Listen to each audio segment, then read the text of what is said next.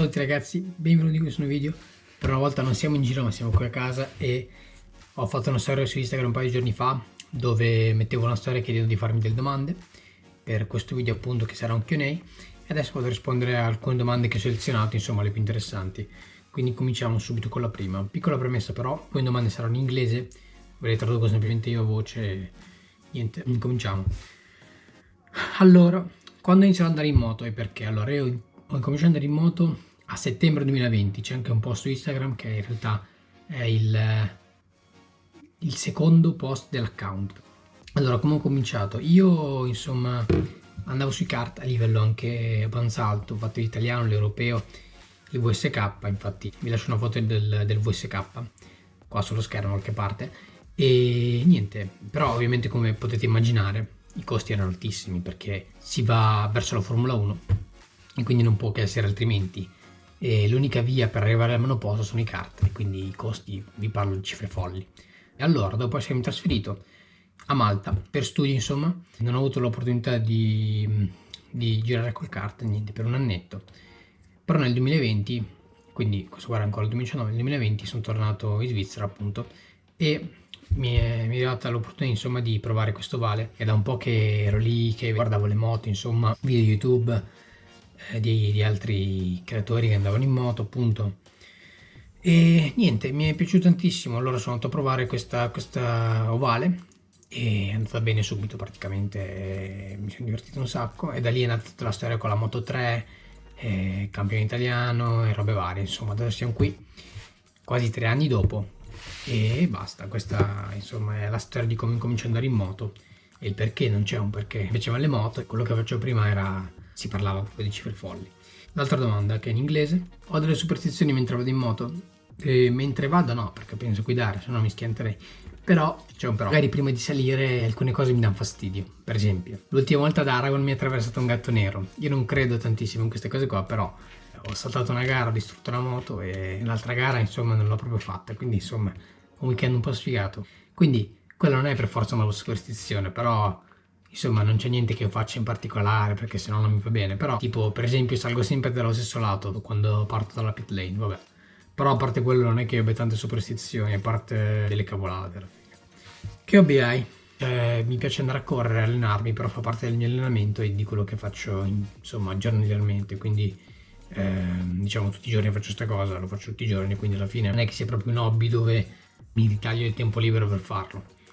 Aspirazioni per il futuro. Allora, se questo campionato qui va come me lo sono prefigurato, dato che siamo sulla terza gara, che è Valencia, che è tra poco, allora dovrei rifare questo campionato qua, magari con una moto un po' più preparata per la Supersport. Questi sono i programmi. Non credo di tornare in Italia perché ormai una volta che uno va all'estero insomma è un po' diversa la situazione e prova sempre a rimanerci. Però vediamo. Animali, sì, ho un cane, 10 anni, piccolo cagnolino, non c'è molto da dire su questo. Che lezioni importanti ti ha insegnato la vita? Allora, la vita in generale me ne ha insegnate tante, però da quando ho cominciato a fare sport a un certo livello, cioè andare in moto, più che la vita, vuol dire la vita è lo sport. Quindi cosa mi ha insegnato la vita è lo sport? Sicuramente la disciplina è non mollare, perché prima magari non riuscivo qualcosa, mi demoralizzavo, adesso invece continuo a provarci perché non ci riesco, insomma. Quindi questo è sì, la determinazione, la pazienza e la voglia di fare. Dove vorresti andare a vivere un giorno? Se uno mi dicesse tu ti svegli il mattino, fai quello che vuoi, vai dove vuoi, lasci tutto, chi se ne frega, niente importanza, allora io vado a Los Angeles o a Miami, però non è possibile, quindi una risposta un po' più umana, diciamo, andrei in Spagna, probabilmente o Valencia o Barcellona. Che piani hai per l'anno prossimo? L'anno prossimo che piani ho? Allora, lavorare intorno a quello che mi piace, insomma la mia passione, cioè andare in moto, quindi correre e facendo ovviamente altro perché non mi pagano per correre, però insomma non mi ci vedo lavorare come dipendente o niente, di concentrarmi al 100% su quelle che sono le corse e insomma tutto quello che c'è intorno. Serie TV preferita? Io non guardo serie TV quasi mai, se guardo un film, perché le ultime serie TV che ho visto insomma eterne, non finivano mai, mi stancavo. Mi è piaciuta Outer Banks, anche se lo so, lascia un po' da desiderare ogni volta, non finisce mai bene. E poi un'altra che non mi dispiaceva era Peaky Blinders, anche quella abbastanza pesante un po'. Com'è il livello del campionato che fai quest'anno? Allora io vi lascio la classifica per farvi capire, non so se a destra o a sinistra come prima, intorno qui.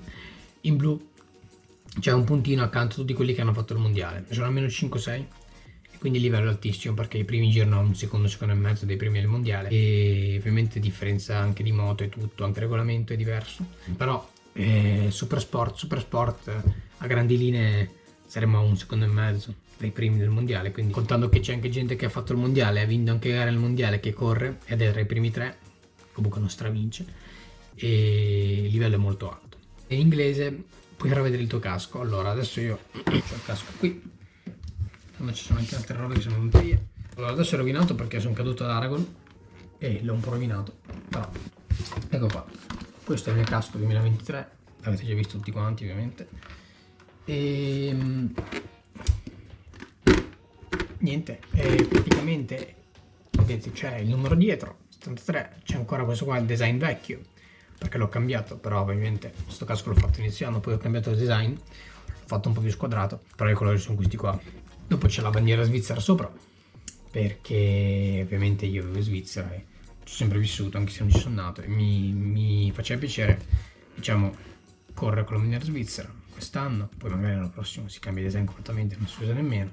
Però, e poi il viola, boh, non so, perché il viola intanto mi piace, poi l'ho fatto perché io seguo anche la Formula 1 e mi piaceva molto il casco di Hamilton, quello del 2021 o 2020, mi sembra entrambi, perché erano entrambi viola, e quindi volevo insomma un pochino prendere ispirazione. Ok, calma. Prossima domanda. E quanti anni hai? 18, fatti tra l'altro 25 aprile, poco tempo fa. E poi una domanda un po' chi tifi nella MotoGP. Io nella MotoGP la guardo, quest'anno mi piace meno del solito, però non è che sia un fan sfegatato, allora mi piace Marquez. Però non vuol dire che io non seguo anche altri piloti. La domanda che ovviamente è scontata, guardo la Formula 1, sì, anche quella sta diventando un po' noiosa ultimamente, però opinione personale. E poi una domanda interessante per un video che vorrei fare in futuro. Quanto costa arrivare ad alti livelli? Presumo che intenda in termini di moto. Ma quindi quanto costa arrivare ad alti livelli? Non lo so. Sicuramente più avanti arriverà un video sui costi partendo dalle mini moto, arrivando alla MotoGP, secondo me è una cifra folle. Senza sponsor non ti bastano i risparmi di una vita, quindi per darti un'idea, ma non so indicativamente. Cibo preferito? Pizza, devo dire. Soprattutto quella con i funghi mi piace. Però chiaramente non la mangio spesso, se no 40 km/h rimane sul dritto. Detto ciò, cosa ne pensi del CIV? Questa è l'altra domanda. Il CIV è un campionato che purtroppo ha poca visibilità, secondo me. È molto bello, ma e c'è anche un livello altissimo, perché in giro in 37,2 a Misano lo scorso weekend, in 600. Però tipo la 600 è diventata una categoria per chi si vuole allenare. Vedi Van Stralen, vedi Montella, tutta gente che sta facendo, ha fatto il mondiale, che va ad allenarsi al CIV come wild card. Quindi boh, alla fine voglio dire, è un bel campionato, ma andrebbero rivisto un attimino tutta la parte mediatica, insomma. E poi l'altra domanda è, perché sono successi così tanti incendi gravi in Coppa Italia ultimamente secondo te? Allora, ne sono successi tanti, soprattutto in questi ultimi 2 o 3 anni, da quello che io ricordo. Non è che il problema sorge adesso. Allora, a parer mio sono nati anche più problemi, più incidenti gravi, campionati di livelli più alti come può essere il CIV, il campionato che faccio io, il mondiale, ma questo solo perché c'è gente che insomma sono comunque a un livello amatoriale, soprattutto chi guida il 1000, parliamo più del trofeo amatori, c'è la Pirelli Cup che non dà problemi per esempio, c'è gente che magari non è pronta né fisicamente né mentalmente a affrontare certe difficoltà e in un momento di imprevisto si trovano a non sapere cosa fare, causano delle reazioni a catena, che ovviamente c'è quello sfortunato che ci va sempre in mezzo, i 40 e passa piloti in griglia, tutti ingredienti per creare un disastro, insomma, come abbiamo già visto più volte a Misano soprattutto. E quindi niente, cioè non si può dar colpe a nessuno, perché vuol dire non è che la federazione, no, cioè ovviamente le griglie sono predisposte per quel numero di piloti, tutto quanto, le raccomandazioni vengono fatte, però sta anche a chi ci corre a usare un attimino la testa. Gli organizzatori invece magari, non so, trovare una soluzione in qualche modo, cioè fare qualche cosa in più Però non so, io adesso non sono qui per dare idee, cioè ci devono pensare loro a questo. L'ultima domanda, e un pregio e un difetto. Allora, un pregio può essere che ne segui di mente, ascolto, mi piace imparare e lo metto in pratica subito. E un difetto può essere che invece sono troppo fissato con lo stile di guida in moto. Questo era il video delle domande e delle risposte Q&A. Fatemi sapere se vi è piaciuto. Lasciate un like, magari anche un commento, cosa vi piacerebbe vedere in futuro. E noi ci aggiorniamo su Instagram, mi raccomando, seguitevi. Ciao a tutti.